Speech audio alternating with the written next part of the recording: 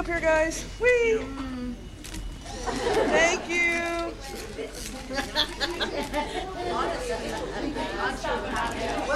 Say 20 years. Yeah, right. Say 20-year syndication. Give each other rub it here. We have a little song we'd like to sing. All right. You're Ross brothers. You're us, brother.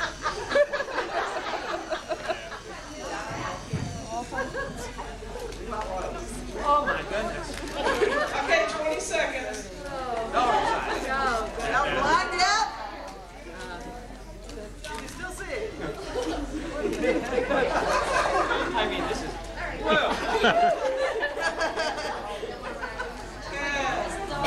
gotta do that club. 4 minutes yet?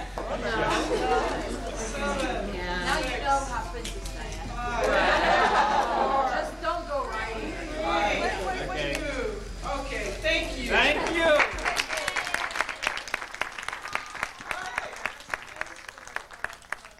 Since you can bring me the line tomorrow. Tomorrow.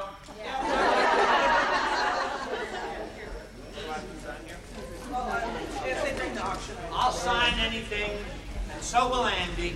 Yeah. That you want signed.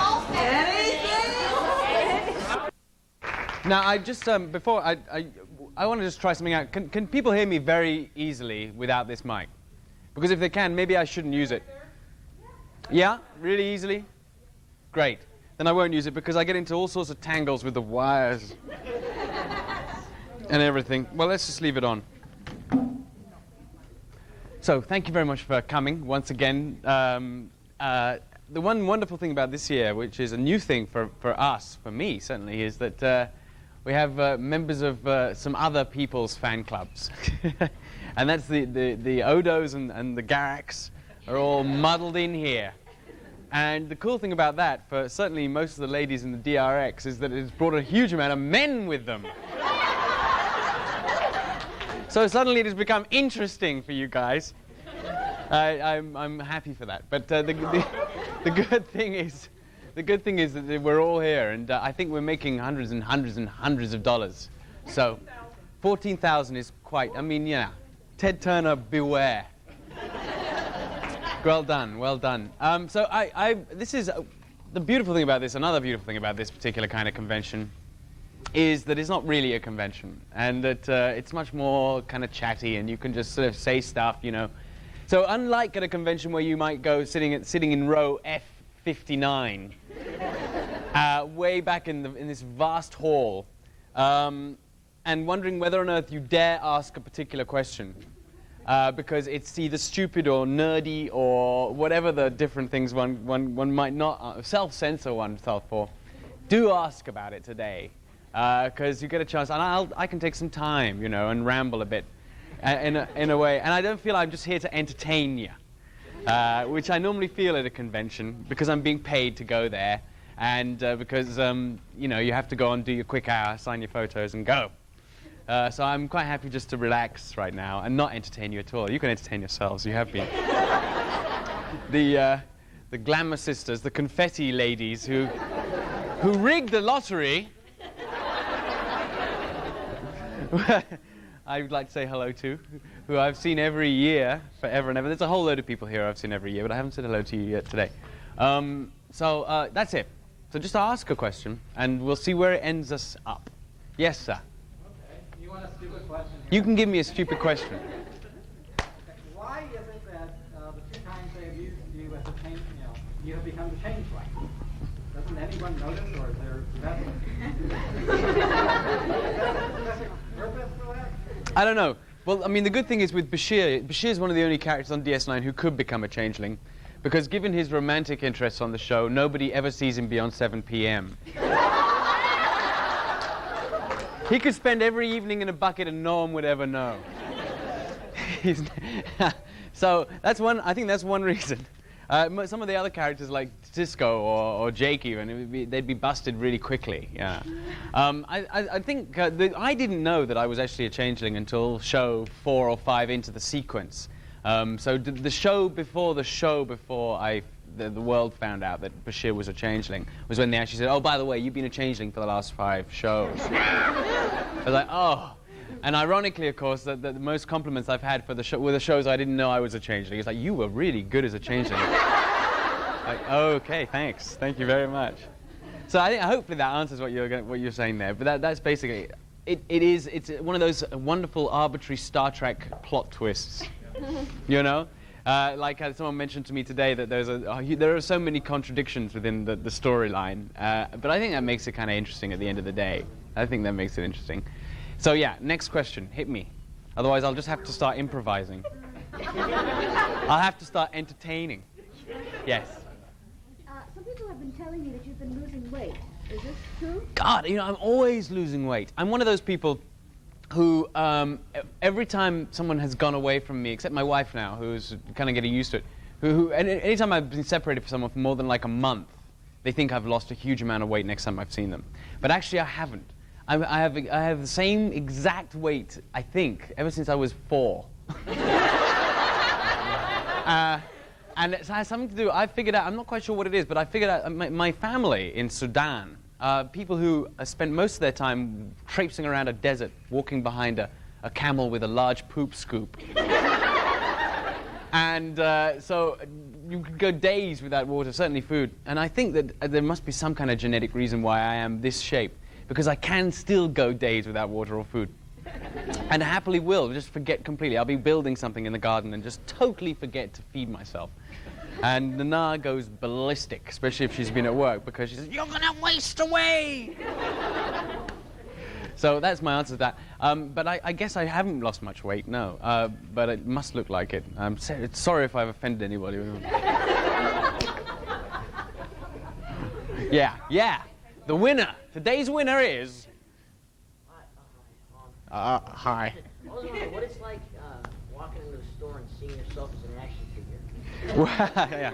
It's a good question, and it's a weird one. It's a weird one because the first thing I knew that I came to do this show, I was pretty open-minded. Came from England about 6 years ago, and I knew there was going to be some stuff going on because I'd seen a lot of stuff going on in the airports and stuff when I'd be walking by Patrick Stewart or Gates McFadden or something. And so I knew that at some point I was going to see, I began to see, first of all, a whole set of photographs creeping out there. Lots and lots of photographs. And that's kind of cool, you know. And now it's got to a point where I can go into a supermarket or a mall or something, and not only will I see a 6-foot stand-up figure of me going, but I will also see next to it 15 little dolls, all about, all like some kind of horrible creche. And I figured that Robert Picardo put it best when he said that the one thing I love about these dolls is that now I actually can play with myself in public.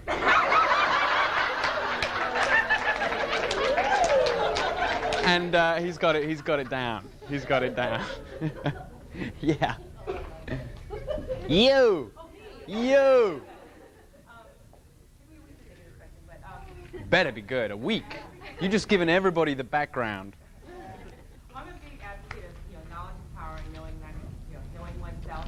And you come from such a diverse cultural background, and I'm sure Donna has a very diverse cultural background. What are you going to do to instill in Django all of this multicultural education? Boom! All this stuff he's coming with. It's a tricky question. It's a really good question. Django is, for those of you who are from the other clubs, Django is my son, year-old now, and he is, as a result of the various horrific chemical experiments that have gone on in my family for the last... he's a mixture now of Sudan, North Africa, English, French, Greek, and American. For whatever, and American is already way out there. I mean, you don't know, American could mean anything. So he's very horribly mixed up. I think it's going to be an interesting situation because I'm not quite sure how it's going to be played yet, or how he's going to be. It's a tricky deal because culture is one of those things that is always changing, and that is very easy to use as a weapon, and is very easy to arm oneself behind one's culture, and especially. If he grows up in this country, which he may do, he's got a large African culture going on. And a lot of that is it's a very tricky deal because he's going to be trying to be recruited by various sections of the population. You know, we need another black guy. No, we need another white guy. We need another, and I've always found that to be the case for myself because I got brought up in a British public school, which is the worst kind of school for in terms of snobbery in England, and before that a prep school. I was lucky because my uncle Malcolm McDowell made enough money doing Clockwork Orange and various porn movies that he actually put me through school. At that time, I think I started off as a Paki, which is a Pakistani. We had a famous word of wog, and then I went into all the niggers and everything else kicked in. I mean, we were learning Latin at the time, so nigger meant something completely different to us. It was just something kids said. And Django may go through this. He may not. It depends how dark he gets, light or dark he gets, because that's all that they were going off. I think with sorry to No, this is it. I'm saying I think with such diversity he'd be a little more accepting. He has to be. Well, what I found when I was about 9. Yeah, what I found when I was about 9 was that I actually had a choice.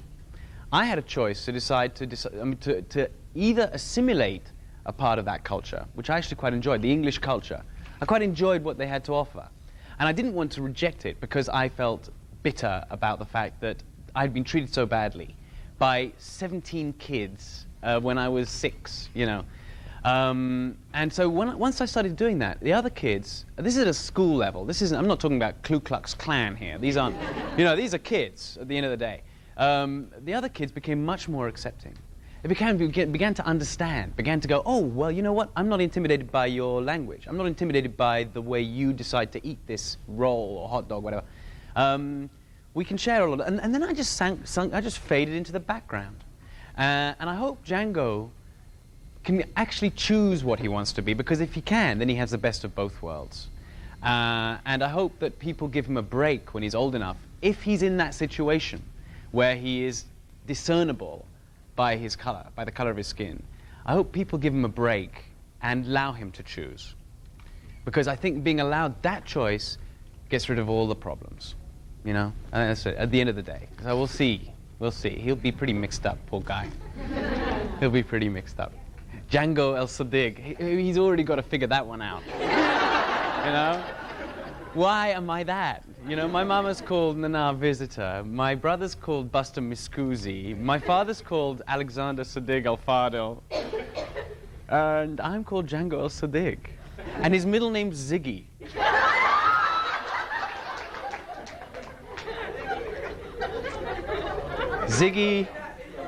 Ziggy played guitar.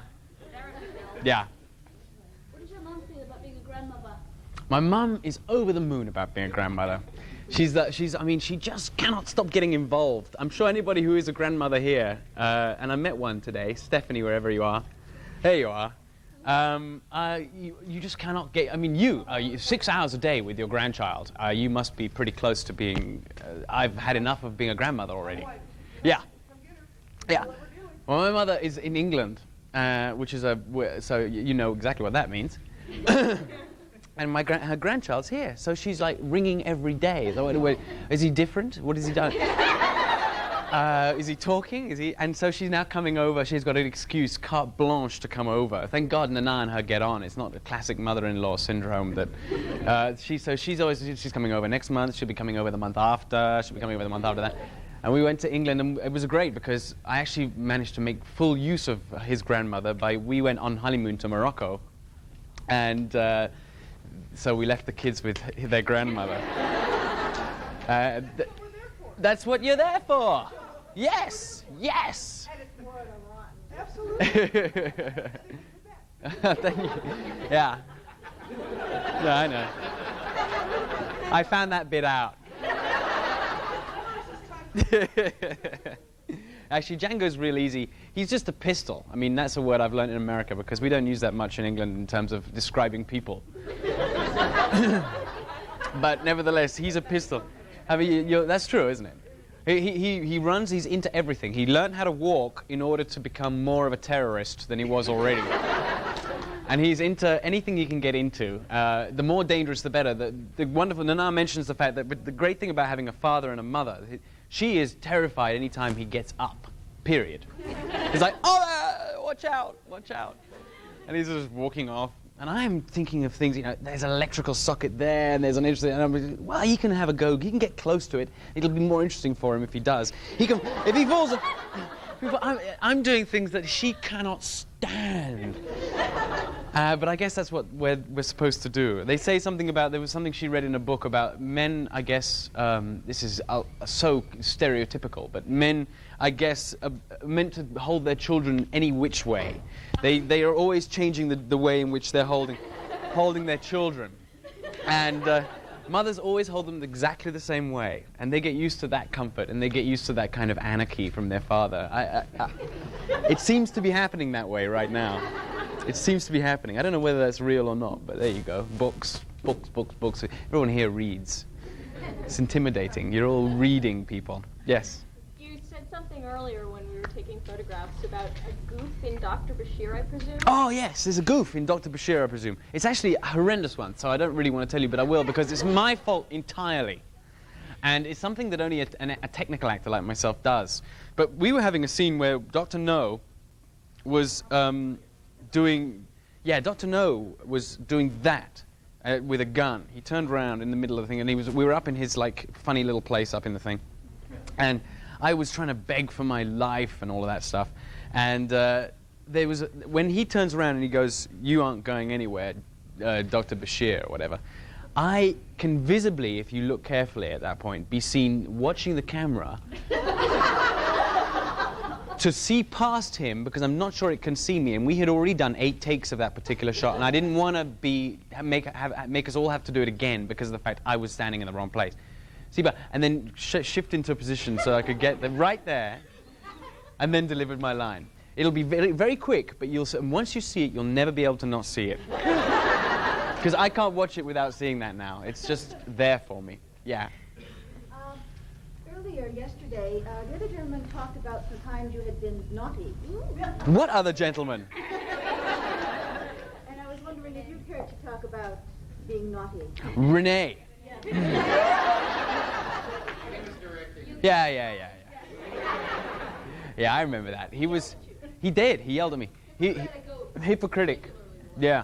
He said, I remember very well, we were doing a scene which was a tough scene. It was because everybody was falling to pieces and everybody was dying and everything, and we had to get all these, he had to get it on film. It's a tough situation. And for directors, I've learned, there's one nightmare, and then something goes wrong right at the very beginning of the day. A small, innocuous little butterfly flaps its wings. And the whole day just goes horribly, horribly down the toilet. And as a result of that, the show is $500,000 in debt. The actors are threatening to leave. The crew is fighting with each other, and people are getting fired. I mean, that can happen because the director gets one thing wrong at the beginning of one day. It's a weird situation. You end up there at 2 o'clock in the morning. I've been there in this situation 3 or 4 times with different shows. And so for a novice director, which Rene was at the time, it was his 2nd or 3rd show, and he still felt he was learning stuff.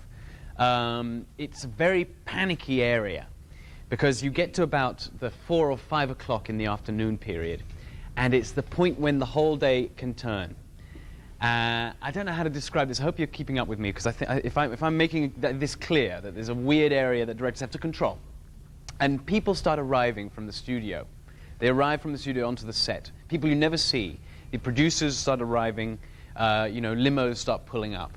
And these very important gentlemen in suits arrive, and you know they're there because the axe is about to fall on somebody. And often it's the director. In this case, it wasn't going to be because it was Rene, but nevertheless, it would have been somebody else. So there's always a danger, and this happens all the time. At this point, we were doing a scene where Bashir was very worried about these people dying, and there was a situation in which either he was going to show his arrogance or he was going to show his fear or misery or something.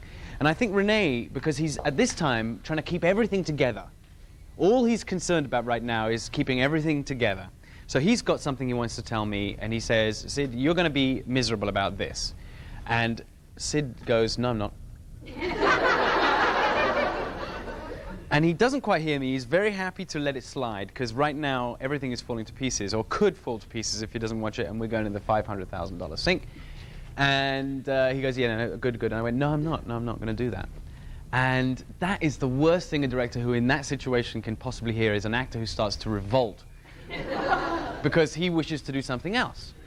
And the director has got a position of responsibility because they are supposed to know what everything means in the script. So they are supposed to know what they're aiming for. They want to have the whole thing be a tragedy, so everybody has got to in some way work towards that tragic ending, whether it's a little comic hiccup or whether it's some... And so within his scheme of things, I was already screwing it all up.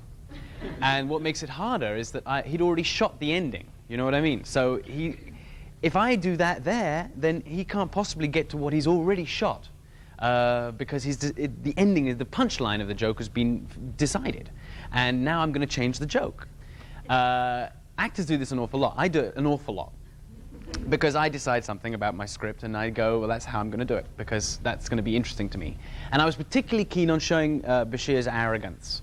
In the end, it all worked out, but it got to a point where he just looked at me seething, and he couldn't actually move. And then something snapped it felt like 5 hours later, we were just watching each other, like two chess pieces. And something snapped inside him, and he went, outside. And he walked out, and everyone looked at me and sort of giggled. It was like... And so, literally like a schoolboy, you'll know about this, man. I was like, you know, remember when the teacher says, out, and all your friends look at you, and you're like, oh, you just wait here. I milked it. I made the most of that, so I did that, and all the crew were like, poor Sid, Rene's gone nuts. And he went nuts. Outside, he went nuts. He went, boom! And I was like, I was fine, because I had all the crew. I'd already done the naughty schoolboy thing of going, just wait here, guys, I'll be back. So I knew I was okay. And he had to, in fact, settle with my arrogance, which I think in the end played. But it was one of those nightmare situations. So I was very naughty. But I'll do it again to him. Yeah. Was there any feedback from Rene when you directed Business as Usual? Feedback from Rene particularly, not that I know of. I didn't work much with Rene within the show, but I mean, I'm sure he said some pleasantry and very well meant, because I got very nice comments from a lot of the cast, but they felt always a little polite, so I was like, thank you very much, that's really sweet. On to the next, thank you. So I was, but Armin, on the other hand, couldn't stop. And I'm very grateful for that, because he probably got me my next job as a director, whenever that'll be. Well, are you going to direct again this week? Yeah, I will, but I don't know what it'll be. I'm hoping that I get some kind of big action show where I can spend loads of money on special effects. That's what I really would like. I like the drama ones, but I would love to do that, because I'd like to see that's really hard to do, is I mean, I'm a theatre director by training, and so doing a dramatic piece is relatively straightforward in terms of keeping my sanity. But doing a big action piece is going to be really a test of my mettle in terms of my technique as a film director, because you've got to do all sorts of different stuff. One shot, I was trying to explain to somebody who came to LA, I guess he's my nephew to be, no, he's not really, he's just the boyfriend of my niece, I suppose. It's Nana's family anyway, and I've just inherited. I don't know what the relation is, but he has a relation to me, and I'm not sure what it is. But he wants to be an illustrator, and I was explaining to him, right, if you want to be an illustrator, a storyboard artist in the movies, then you've got to do this, this, and this, and it's extraordinary how many things. When you see one shot of the spaceship, like, for example, the Enterprise crashing in that movie, and it crashed through the forest, I should think it went on forever. That big crash went on forever, but it was probably made up of about 40 or 45 different cuts. So 45 or 45 different shots, each one taking half a day, went into making that thing. A lot of them were done in effects, but that is what's interesting to me, because all I remember coming out of a movie is the spaceship crashed. That's all that happened. But actually, you've got to be there for every single. It was up from there and down from here and from there is where we're looking at it. I'd like to do that. I'd like to see if I can survive that. And Rene owes me one, you know. He actually owes me a time when he can revolt. Michael Dorn's usually the one to revolt. He's usually the one who's like, I don't think my character would do that. Whatever it is. I mean, he's hilarious. We come in and sit down. And Michael's like, do you think that Warp would sit down? And the director was like, careful, because it's Michael, and obviously he's very powerful. And well, Michael, well, this is a lavatory, right? Yes. Well, maybe you should sit down. I mean, it's just a wild guess. Michael, I'll think about that. Okay, I'll sit down. Not quite the lavatory, but nevertheless. Michelle. Do you still find Avery Brooks intimidating? Because if you do, I can't see you being naughty when he's directing. No one's naughty when Mr. Brooks is directing. Avery is an extraordinary character. For those of you who don't know him in terms of conventions and stuff like that, he is, I don't know how to describe it. He's like a huge charisma.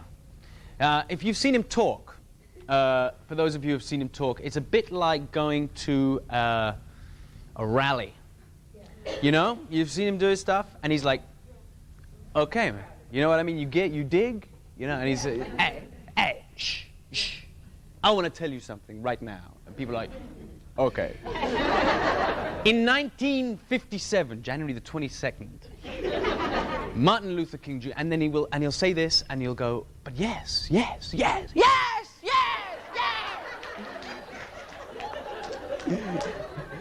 And he talks like that on the show, and he calls everybody by his particular, he calls everybody by their second name.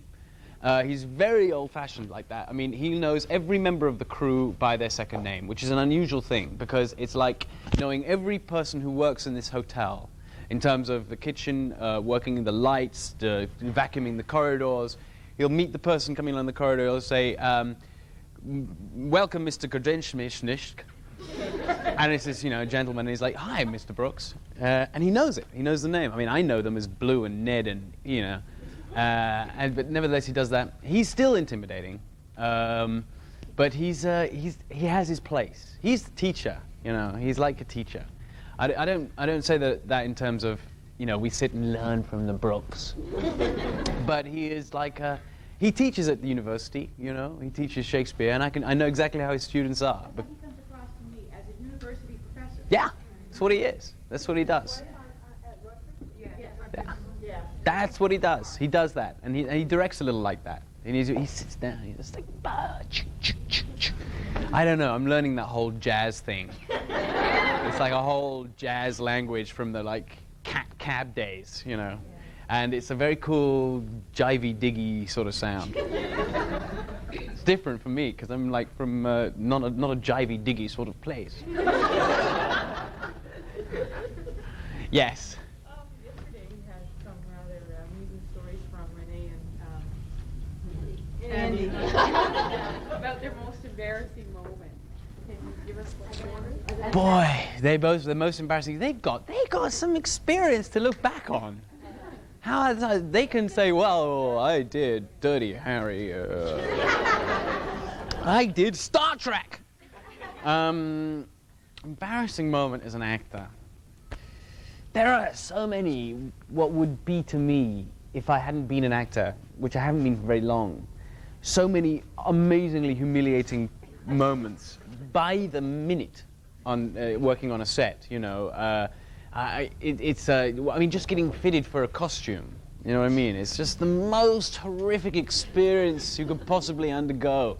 You get in there are, especially if you're not one of the stars of the show, and I've been in that so many times. So you go into the thing, and you stand there, and you wait in line, and they call you in, and you go in, and you take your clothes off, and 4 people come in, and they're like, and they walk to the other end of the room, and they're there, and then they put this piece of netting on you, or whatever it is, which is meant to constitute the costume, and they all stand back again, and they look at you, and they go, this is too skinny, he's ugly. Is there anything we can do about that? No, not really. But he hasn't got any... And you're sitting there like, whoa. Half an hour later, they finish. They put a different piece of netting on you, and you're shoved out of the door. So, I mean, by the minute, there's something horrific and humiliating. I mean, it's like being a model, you know. I can't imagine anything more disgusting. I've talked to people who are models, and they just spend their lives being talked about in the most horrific kind of gynecological way. You know what I mean? It's just not on. So I think the nature of the whole job is a humiliation. But I mean, I know that now. I've done some directing and talked about people. You know, you might be sitting right there, and I'm saying, well, she's not very vocal. She's not very loud. She just has nothing interesting about her. I'm so sorry. We're just talking professional stuff.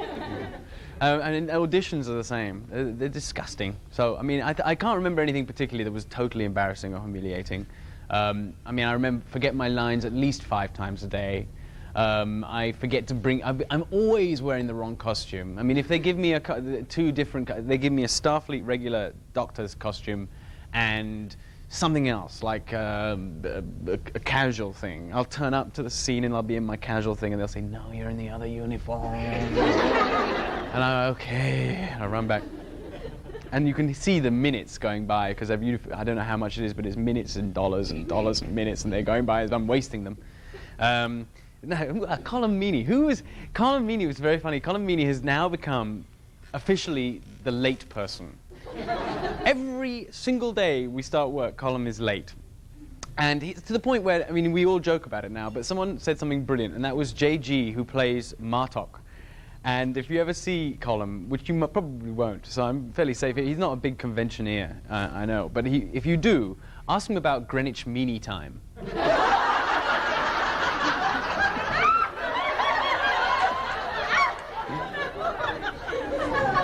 I know, he was 2 hours late to my show, the one I directed, and I was livid, because you can't get things done, and it starts the process. It's the butterfly, you know. Ooh. He saunters in. Oh, I just can't hear the alarm anymore. Get another one! Yes. Hi. Whether or not DS9 goes 7 seasons, 6, I guess it's still up in the air, but what do you plan to do after the show does? I don't. Any ideas? I can't plan it because it's just gonna not happen. It's not gonna happen. You're playing the same role for the next 20 years. You know, that could happen. It's tragedy. I mean, I wouldn't complain, of course. But I've tried to plan stuff, and I don't really believe. Although it's hard, it's like the whole UFO thing, you know, and it's like the whole. I don't believe in all that zodiac signs and stuff very much, but it's hard to completely ignore it because there's a lot of kind of weird cogency about it all. However, I went when I was 22, I don't know when it was, to a palm reader. I remember very well. I went with Julie Kate Olivier, who was Lord Olivier's daughter, and I went with a girl called something or other, and I can't remember. I was fascinated by her because she was a composer, and I thought that was so cool. I remember that. It's still, I went to this thing, and it was called the Farmers Market in Chelsea in London, and we went along. There was this tarot reader, palmist, and he said something to me that I've always remembered because it's anything I can actually equate with anything real. Everything else hasn't happened, or at least I don't know if it has, and I can't tell. Because they're too ambiguous. Something heavy will happen to you when you are 55. Okay. And you spend the whole of your 55th year going, is that it? I wonder if that's it. Because if it is, I should do something about it. But I can't bear that. So the thing he did that was he said, your life is going to be like a system of choices you can't make. And I believe that because I think every time I plan something, everything I go, right now I'm going to direct, I end up on Star Trek. You know what I mean? Now I'm going to do theater, I end up on TV. Now I'm going to be da-da-da-da-da-da-da-da. So I never actually can choose. So I will say to you that I'd like to do some directing.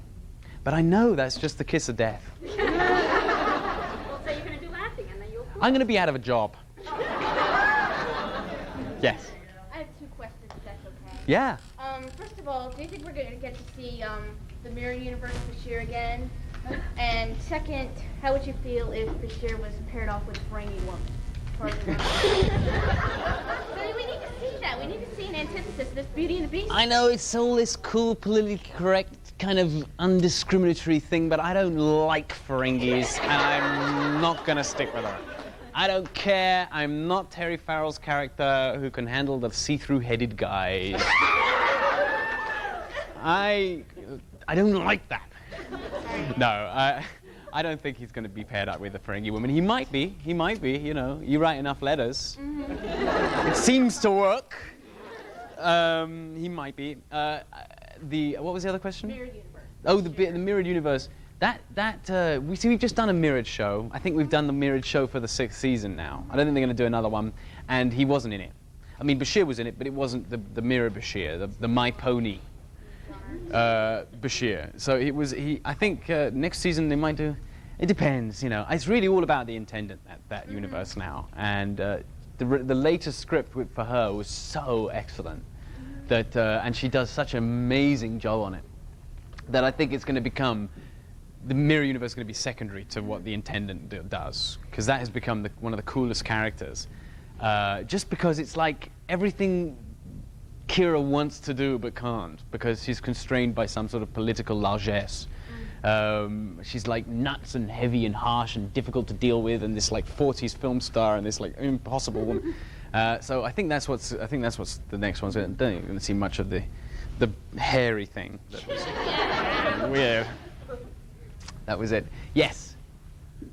How are the chances of season 7? Do you know whether there are already pre-contracts or something? What are the chances of it? I'm sure I'm talking at a school, but we went through a whole negotiation thing this season with these contracts for this 7th season, because they came to us and they said, well, listen, we might want to do a 7th season, and will you accept, I think it was like a 5% wage rise over that. And everybody started to go, and agents got up and got going, and lawyers got up and got going, and all that stuff. It all happens when you start negotiating. You really meet Hollywood when you start negotiating with the studios. And everybody's fired, and then everybody's hired, and everybody's fired and hired and hired. And you know all about Colin Meaney. You thought he was coming and going and coming, and of course he was just negotiating. He was not doing one thing or the other. He's staying, oh yes, the whole time. You can't hear. Thank you. I better speak louder. I'm so sorry. How long have you not been able to hear? It's on tape. It's really? Okay. So what was the question? Column. Yeah, he's staying now for the 7th season. Is what's known as an option for the studio. That means they might be able to. They might feel like doing the show. But if they do feel like doing the show, they want to know that we have no choice but to do the show. That's the way it works. And we have all, I think pretty much, except maybe a couple of people, said that we'll do the show in the 7th season, but only if you feel like it.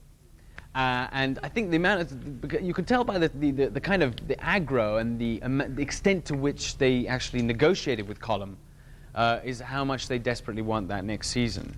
And they gave some sort of nominal wage rise to people this season.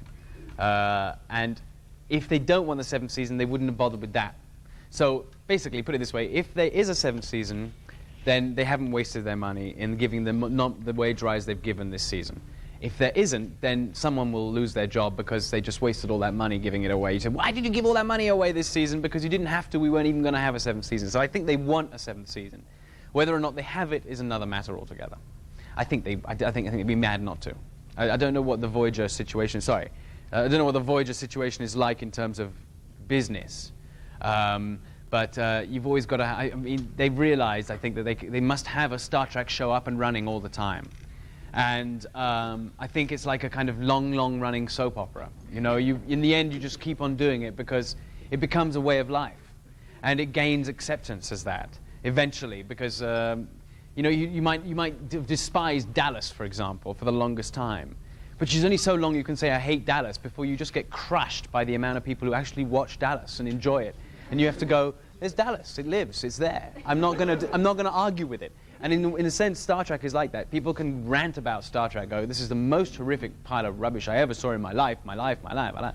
But at the end of the weight of the show and the support it has means it just is like it's a member of the family and it's going to be in the living room whether you like it or not.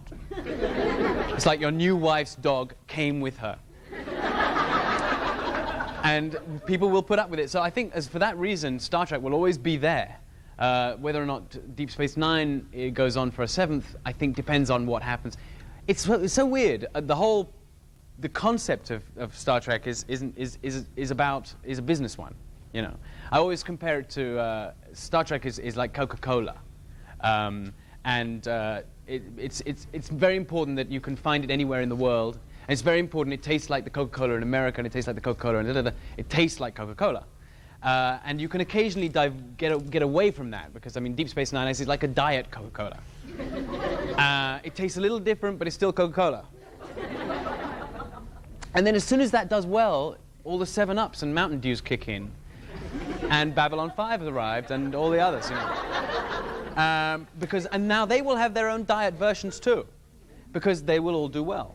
But nevertheless, it's as American as Coca-Cola, Star Trek, in that sense. And I'm very proud to be involved with it on that level. However, what am I talking about? We lost everybody. Everybody has forgotten what everybody's talking about. We just like to listen to you. I'm talking about nothing at all. I'm making some obscure analogy. You had your hand up a second ago. Okay. Well, two kind of quick questions. Will there ever be a Star Trek Deep Space Nine movie? And now that you and Nana are married, living together, I mean, when you get a script, do you kind of go, oh, she only got 2 pages this week? Yeah, we do. I mean, but actually, it's not quite that way around. It's like I get to spend time with the children this week, you know, and you have to go and work for a living. We definitely look at that, and we also we talk to each other about whatever the lines are and whatever particular niggly, annoying thing that we've got to deal with regard to the character, which we might do with each other. And beyond that, I mean, when we're at work, we actually are very much like we were at work. I was trying to be. It's quite important because the studio they love the idea that we're married because they can use it. You know, not only the publicity consequences of that, but also they had the gall to tell us this year when I was negotiating, I don't mind saying this, that, oh, no, you can't have that because you're married to our visitor, so you get twice the wage anyway. Now, well, you see, on a level, it's totally true. On a level, I went home and was like, oh my God, I feel kind of guilty. I guess, yes, that's true. But actually, that totally negates her, individuality or mine, depending on who you are, whatever you're looking at. So if you're, whatever your particular, so I don't have to go on. This is a Star Trek crowd. They know this speak. They know this stuff. So I don't know what I'm talking about. It's happened to me twice now today. Deep Space Nine movie, thank you. You can hear me now? Excellent. The Deep Space Nine movie is possible, but not probably for another 10 or 12 years. I mean, that's how I look at it. If they're going to do 6 TNG movies, and they've done 2, and Jonathan Frakes is going to do the 3rd, I guess, and the 2nd. Yeah. And then it's going to be another 8 years, if they're going to do them every 2 years. That is, if they feel like it. They might do them every 3 years. So suddenly it starts to get nuts. And we're getting into the double figures in a big way. So it could be a while before there's a Deep Space Nine movie. I don't know, because Voyager is actually more up their street for movies than Deep Space Nine. They actually prefer Voyager to Deep Space Nine. I don't really have a preference one way or the other in that sense. Yeah, you know. There's Coca-Cola and there's water.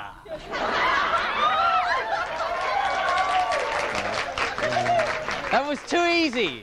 Too easy. That was way too easy. I can't get away with that. I can't get away with that.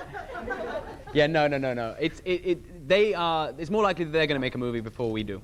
I think, because it's really what they wanted in the first place, and they ended up with Deep Space Nine, this ship this station and supposed to a ship, and they wanted a ship. So they'll get their ship and eat it. Yes. I was wondering if you have done stand-up comedy or you just improvising now very nicely. So just have you thought about like doing stand-up comedy or just No. I've heard that mentioned so many times, but you know, this is the most sympathetic audience you could possibly have. You know, I can literally just pick my nose and it's very well done, those who didn't laugh. Very high cool. He's like, no, you can't just pick your nose. But it's apart from the fact that there's adrenaline, and apart from the fact that I have the language with which to speak with. I mean, because we all speak the same kind of stuff. We know all the references. I can't do that very well. I can't say, well, you know, my wife came by the other day and she slipped in a puddle and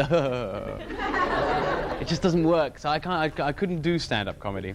But this is just talking. This is just talking. Like after dinner. Like after. Oh, I thought you had a question. You know, take my photo. Yeah, I'll get yes. What aspect of British life do I miss? This is the British table here. They've all actually come a hell of a long way. A decent cup of tea. Actually, I've managed to figure out a decent cup of tea. Nana, it's very important to Nana to make a decent cup of tea. It has become like an obsession with her. And she now makes an extraordinarily good cup of tea. I mean, we don't get great tea in England. I mean, we drink this stuff called Tetley's. And it doesn't matter what it tastes like. It's just got to be warm and wet, they say. And so suddenly we get to America and everyone's like, they've got to have great tea. It's got to be really good because they're really discerning. But actually, we drink oil. Big, thick, strong stuff to keep builders awake during the day. And but she does make a great cup of tea. I suppose I miss, I don't know if it's English particularly, because LA is such an obscene city to live in. It's a very bizarre place to be. It's sort of like a big area, like a shopping mall. Did you say? Yeah, I don't think it's accessible. It has. I mean, there is an extraordinary side to LA. I'll get to that question in a second. But the beautiful thing about LA is really the only place where the city of LA exists are what they call the Hispanic areas. At least that's how from what I can tell in the area that I am in. Because I'm in Los Feliz, which is like an area of Hispanic kind of dominance. And those guys are on the streets, and they're millions, and their kids are all running around, and they're playing radios, and there's color in the shops, and there's market stalls, and all that going on. And that felt like Tooting, where the last place I lived in London, which was all markets and Saturdays and people running around. So I miss that element of London. But I get that in the Hispanic areas. I haven't been to many other areas in LA to know better, but that I know is great about LA. The other thing about England I miss is probably it was just great to have a whole load of friends. I don't have that so much in LA.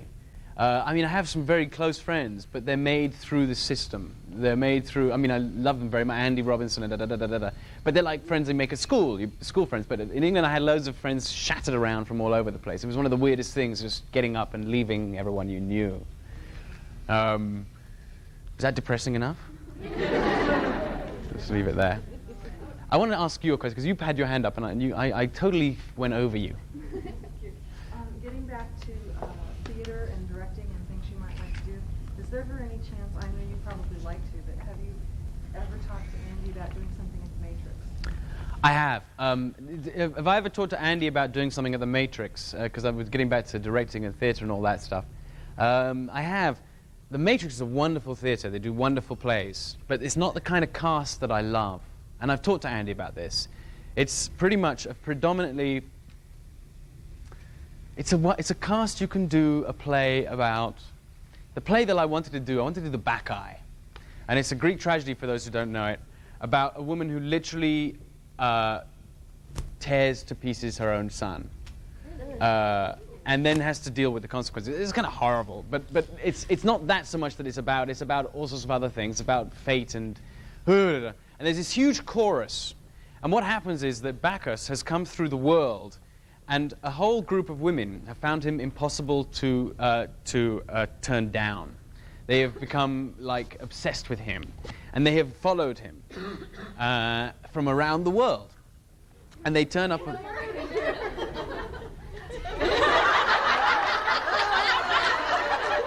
I'm not going down that avenue. And so you get this huge, what you were talking about, a huge weird bunch of people, weird mix of everybody on Earth,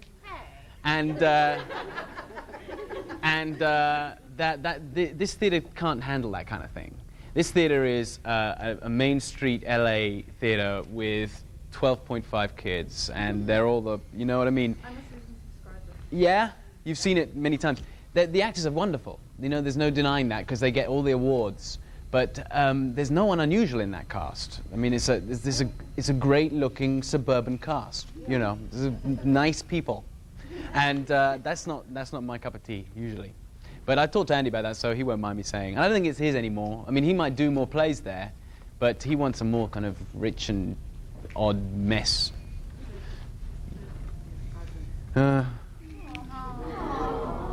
Yes. Well, I was wondering when I read on the internet that you're no longer sending out autographs Mm-hmm. that go to the studio, and it was some kind of security thing. Did something in particular happen? Or? There was a.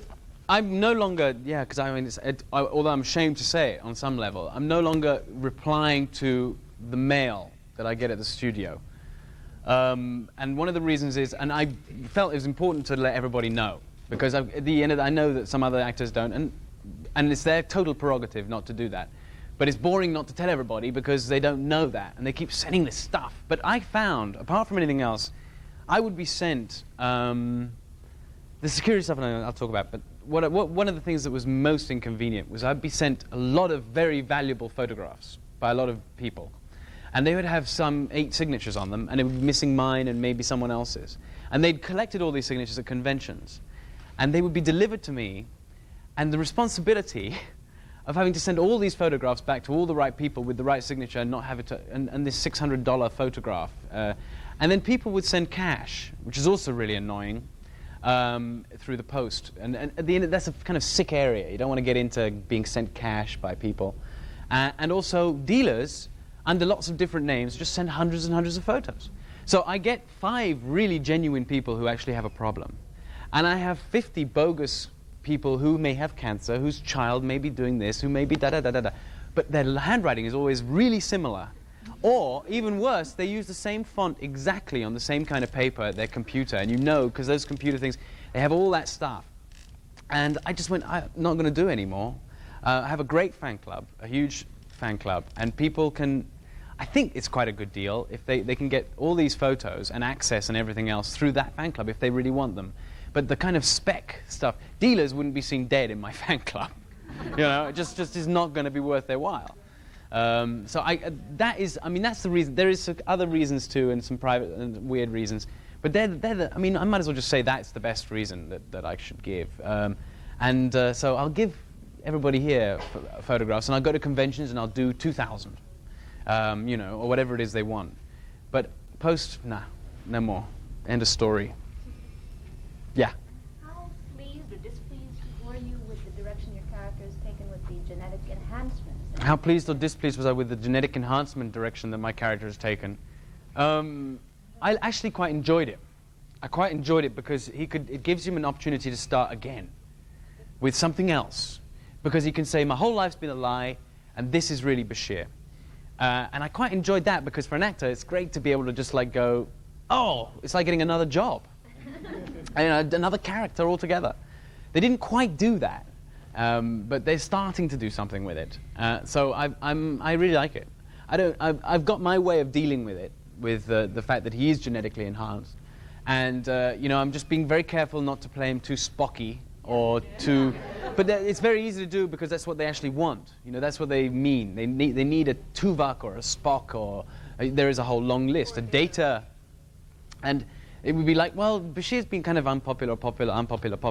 Let's make him Data. Now everybody's going to like him. And it's a very naive way to deal with it. But and so I guess I'm just going to deal with it as Bashir would deal with it. So he's not going to change very much. He's just going to be open about his he's just going to be arrogant and open and impossible to deal with because he knows best about everything.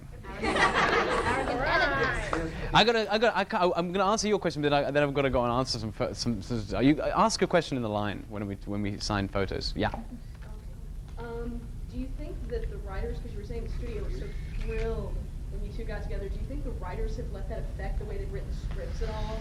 Oh, there've been some small in-house jokes, with regard to Nana. Yeah, there's been little baby comments and stuff, and it's your fault. They've been they enjoy that mischievously, but they haven't been very. I mean, they're very cool. In fact, the producers and Nana and I get on really well. And we actually do see each other off set and go to dinner and stuff at each other's houses. So, I don't think it's been really a major problem. Thank you.